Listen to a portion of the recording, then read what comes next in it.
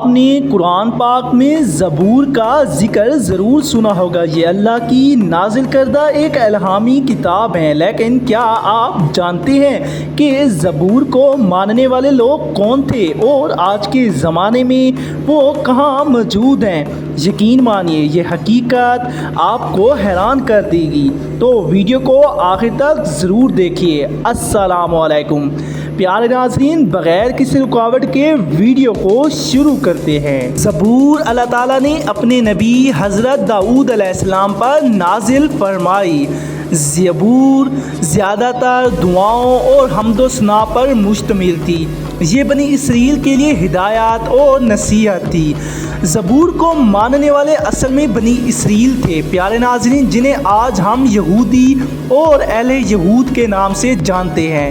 جی ہاں، یہودی زبور کے ساتھ ساتھ تورات کو بھی مانتے تھے، لیکن وقت گزرنے کے ساتھ ان کی تعلیمات میں تبدیلیاں آ گئی۔ پیارے ناظرین، آج کے دور میں زبور کو ماننے والے زیادہ تر یہودی ہیں جو دنیا کے مختلف حصوں میں موجود ہیں، جیسا کہ اسرائیل یہودیوں کی سب سے بڑی ریاست، امریکہ دنیا کی دوسری بڑی یہودی آبادی، پیارے ناظرین تیسرا یورپ کے کئی ممالک، فرانس، برطانیہ، روس وغیرہ۔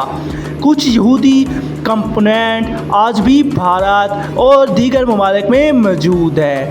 پیارے ناظرین، اہم نکتہ یہ ہے کہ موجودہ یہودی زبور کو صرف ایک مذہبی صفحہ سمجھتے ہیں، لیکن ان کی اصل عبادت اور شریعت تورات کے گرد گھومتی ہے۔ اسلام یہ مانتا ہے کہ زبور اللہ کی نازل کردہ کتاب ہے، لیکن یہ بھی حقیقت ہے کہ اس میں تحریف ہو چکی ہے، جیسا کہ دیگر الہامی کتابوں میں ہوا۔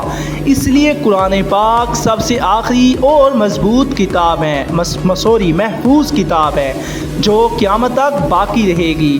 زبور کے ماننے والے آج دنیا میں مختلف جگہوں پر ہیں، لیکن ہمارے لیے اصل سبق یہ ہے کہ ہمیں اپنی کتاب قرآن پاک کو مضبوطی سے تھامنا ہے، کیونکہ یہ وہ کتاب ہے جو آج بھی اصل حالت میں موجود ہیں اور یہ سب سے بڑی نعمت ہے۔ پیارے ناظرین، اگر ویڈیو میں کوئی غلطی ہوگی ہو تو پلیز میں معافی چاہتا ہوں، کیونکہ میں نے ویڈیو پوری اسکرپٹ، تصدیق اور ریسرچ کے مطابق بنائی ہے۔ ہو سکتا ہے مجھ میں کوئی غلطی آ گئی ہو، میں نے کوئی ایسا الفاظ بول دیا ہو جو غلط ہو، تو اس کے لیے معذرت دل سے۔